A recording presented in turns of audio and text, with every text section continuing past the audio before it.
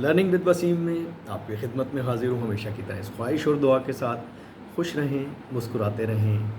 اور پازیٹیو کو پروموٹ کرنا نہ بھولیں، کیونکہ جب آپ پازیٹیوٹی کو پروموٹ کرتے ہیں تو آپ کا سارا انوائرمنٹ پازیٹیو ہو جاتا ہے۔ جس طرح میں ہمیشہ آپ کو انویسٹمنٹ کے بارے میں بتاتا ہوں کہ کہاں انویسٹمنٹ کرنی چاہیے، اور تھوڑا سا اس کو میں ریلیٹ کرتا ہوں انٹرنیشنل پولیٹکس کے ساتھ، تاکہ انٹرنیشنلی آپ کو پتہ چلے کہ آپ کہاں اسٹینڈ کرتے ہیں اور کون سی ایسی چیزیں ہو سکتی ہیں جہاں آپ انویسٹمنٹ کریں تو اس کا بہتر رزلٹ مل سکتا ہے۔ لیکن آج کا میرا ٹاپک ذرا ڈیفرنٹ ہے۔ آج کے ٹاپک میں اس بات پہ ڈسکس کروں گا کہ کیوں پاکستان ایک ٹریپ میں پھنسا ہوا ہے اور یہ اس ٹریپ سے نکل نہیں پاتا۔ ایک چھوٹا سا پیریڈ آتا ہے جس میں پاکستان کوشش کر کے اس ٹریپ سے نکلنے کی کوشش کرتا ہے اور پھر اسی ٹریپ میں گر جاتا ہے، جبکہ دوسری طرف انڈیا کے اوپر بھی ایسے کرائسس آئے، اور میں نے اپنی ویڈیو میں بھی آپ کو بتایا تھا کہ 90s کا کرائسس انڈیا کے لیے بڑا سخت تھا، جس میں انڈیا نے اپنا ریزرو گولڈ جو ہے اس کو بھی آئی ایم ایف کو ہینڈ اوور کیا، مگر الٹیمیٹلی اس نے اس ٹریپ پہ قابو پا لیا، اس کرائسس پہ قابو پا لیا، جبکہ پاکستان ابھی تک اس کرائسس کے سرکل کے اندر گھوم رہا ہے۔ تو یہ سب جاننے کے لیے ہمیں تھوڑا سا دیکھنا پڑے گا کہ آخر کون سی ایسی فورسز ہیں جو پاکستان کو یا پاکستان جیسے ملکوں کو اپنے پیروں پہ کھڑا نہیں ہونے دیتے، جس کی وجہ سے ان ملکوں میں ہمیشہ کرائسس رہتا ہے۔ اگر آپ غور کریں تو آپ کو اندازہ ہوگا کہ یہ وہی کالونیل فورسز ہیں جو آج سے پہلے بھی تھیں اور آج بھی ہیں۔ اب اگر آپ پاکستان اور انڈیا کا جو سپریشن ہوا تھا اس سے شروع کریں تو آپ دیکھیں گے کہ انڈیا اور پاکستان جب علیحدہ ہوئے 1947 میں، تو اس وقت نہ تو انڈیا کے اوپر کوئی ڈیٹ برڈن تھا، نہ ہی پاکستان کے اوپر کوئی ڈیٹ برڈن تھا۔ ایون پاکستان نے انگلینڈ کو لون دیا ہوا تھا، جرمنی کو لون دینے والا تھا، اور کافی ساری ایسے اس کے پاس ریسورسز تھے جس کی وجہ سے اس کو ضرورت نہیں تھی کہ کوئی آئی ایم ایف سے یا کسی اور فائنینشیل انسٹیٹیوشن سے وہ لون لے۔ آپ جانتے ہیں کہ یہ صورتحال کسی بھی کولونیل یا سپر پاور کے لیے ایکسیپٹیبل نہیں ہوتی، چنانچہ پہلے دن سے ہی انڈیا اور پاکستان کے درمیان ایک کرائسس کریٹ کیا گیا، وہ وار کے نام پہ ہو، وہ کشمیر کے نام پہ ہو، یا واٹ سو ایور، میں پولیٹکس میں نہیں جانا چاہتا، لیکن ایک کرائسس کریٹ کیا گیا، اور اس کرائسس کو اتنا بڑھایا گیا کہ وہی پاکستان اور انڈیا جو 65 کی وار سے پہلے تک یہ پوزیشن تھی کہ بارڈر کھلے تھے، آتے جاتے تھے، ٹریڈ کرتے تھے، ایون لاہور کے لوگ انڈیا جا کے ٹریڈ کر رہے ہوتے تھے اور کراچی کے لوگ بامبے جا کے ٹریڈ کر رہے ہوتے تھے، پاکستان کے لوگ اسی طرح انڈیا آ رہے ہوتے تھے اور انڈیا کے لوگ پاکستان میں آ رہے ہوتے تھے، اور اس میں کسی قسم کی کوئی قباحت یا کوئی روک ٹوک نہیں ہوتی تھی۔ اس موقع پہ فیصلہ کیا گیا کہ دونوں ملک جو کہ نیچرل ریسورسز سے مالا مال ہیں، وسائل سے بھرپور ہیں، ان کو کوئی ان کے درمیان ایک ایسا رخنہ کھڑا کیا جائے جس میں یہ ہمیشہ آپس میں ایک دوسرے کے ساتھ لڑتے رہیں، اور اس لڑنے کا فائدہ ان فورسز کو ہو جنہوں نے اپنی مارکیٹوں کو ان دونوں ملک کی مارکیٹوں میں، اپنی پروڈکٹ کو ان دونوں ملکوں کی مارکیٹوں کے لیے استعمال کرنا تھا۔ وہی ہوا، 65 کی وار ہوئی، اور وہی لوگ ایک دوسرے کے دشمن بن گئے، جو کہ 1947 میں اتنی سختیاں جھیلنے کے باوجود بھی 65 تک ایک دوسرے کے اتنے سخت دشمن نہیں بنے تھے، 65 کے بعد وہ دشمن بن گئے، اور اس دشمنی کا نتیجہ یہ ہوا کہ وہ 5 دریا جو دونوں کا ایک اکٹھا ایک ورثہ تھا جس سے دونوں فائدہ اٹھاتے تھے، ان کے اوپر یہ حالات پیدا ہو گئے کہ بیچ میں یو این او کو اور انٹرفیئرنس کرنی پڑی، اور اس انٹرفیئرنس کے نتیجے میں پاکستان نے اپنے 3 دریا انڈیا کو ہینڈ اوور کر دیے، اور خود ایک ڈیٹ لے کے ڈیم بنانا شروع کر دیا۔ یہ پاکستان کا پہلا ڈیٹ تھا اور پہلا قرضہ تھا جس نے پاکستان کی بنیادوں کو ہلانا شروع کر دیا۔ اس کے بعد جب آپ آگے بڑھتے ہیں تو آپ دیکھتے ہیں کہ یہی سچویشن انڈیا کے ساتھ بھی ہوئی، وہاں بھی، لیکن وہاں نہرو جی نے تھوڑی سی کوشش کر کے ملٹی نیشنل کو انٹر نہیں ہونے دیا، مگر اس کا رزلٹ ان کو یہ ملا کہ وہاں انویسٹمنٹ نہیں آئی، تو ایک اسٹیج تک آ کے یہ دونوں ملک برابر برابر چلتے رہے، اور پھر کیا ہوا کہ کرائسس آ گیا۔ 90 کے کرائسس میں انڈیا کافی دب گیا، اور انڈیا نے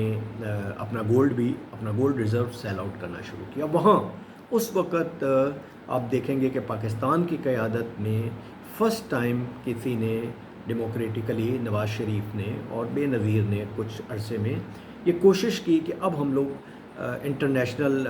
جو فنڈز ہیں یا جو انٹرنیشنل ڈیٹس ہیں ان سے نکلنے کی کوشش کرنا چاہیے. رزلٹ کیا ہوا؟ آپ کا اٹل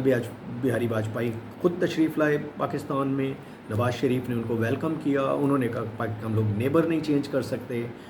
جب یہ چیزیں ہونا شروع ہوئیں، اگین کالونیلزم نے یہ دیکھا کہ یہ دونوں مارکیٹیں اگر ہمارے ہاتھ سے نکل جاتی ہیں تو یہ تو ہمارا بہت بڑا لاس ہے، کیونکہ ہم نے اسلحہ بھی بیچنا ہے، ہم نے اس مارکیٹ کو اپنی پروڈکٹ بھی بیچنی ہے.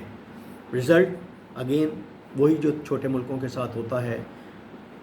مختلف انوالومنٹس کے ساتھ، مختلف سینیریوز کے ساتھ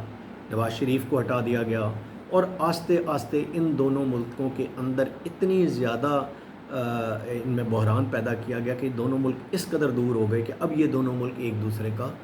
نام بھی نہیں سننا چاہتے. اور اس کا رزلٹ کیا ہوتا ہے؟ اس کا رزلٹ یہ ہوتا ہے کہ وہی پروڈکٹ جو پاکستان کی میں سستی ہوتی ہیں وہ پہلے دبئی جاتی ہیں، اور دبئی سے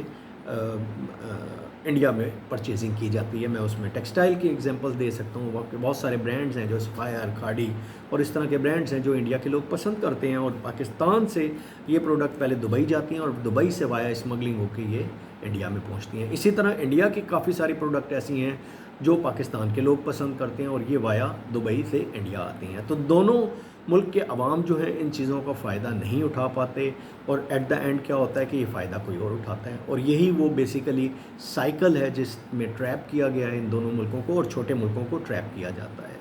اب آپ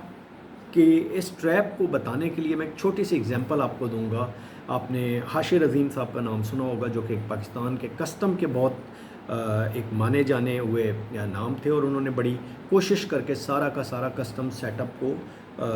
اس کو آئی ٹی پہ کنورٹ کیا، جس کی وجہ سے پاکستان کی بہت ساری لیکیج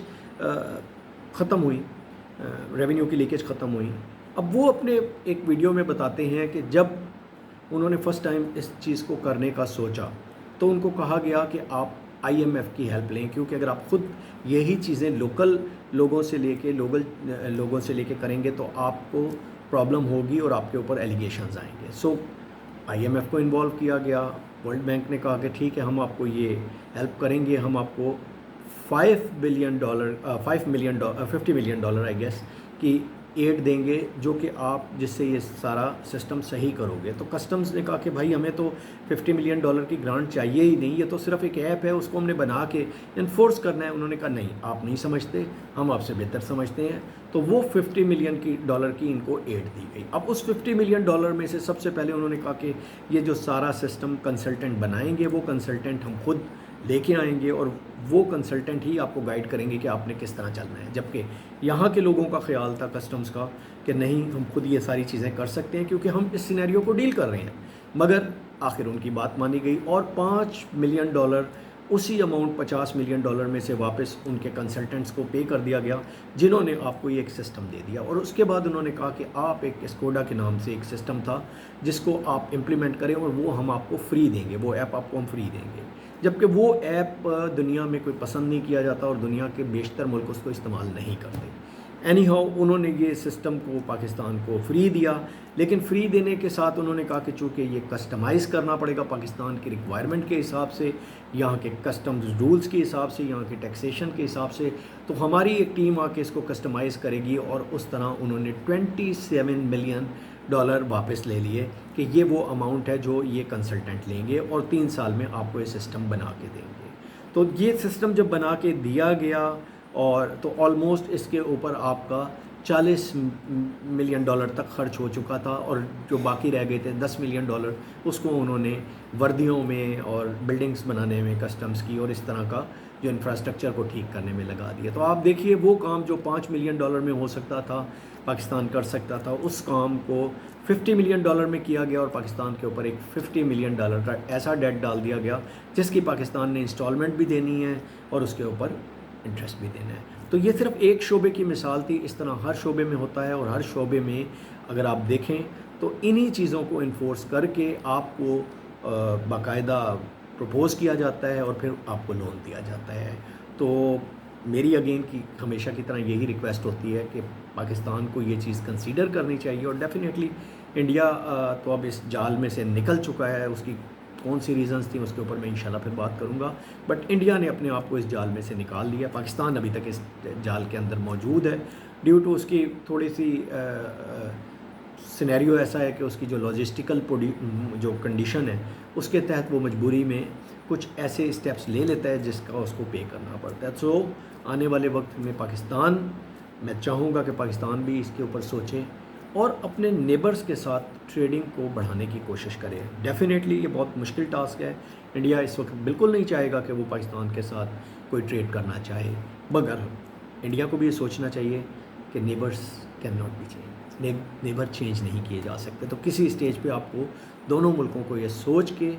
یہ پازیٹیو اسٹیپ لینے پڑیں گے، اور یہی وہ وقت ہوگا جب پاکستان اور انڈیا سائملٹینیسلی دونوں فلورش کریں گے. اسی کے ساتھ آپ سے اجازت چاہوں گا.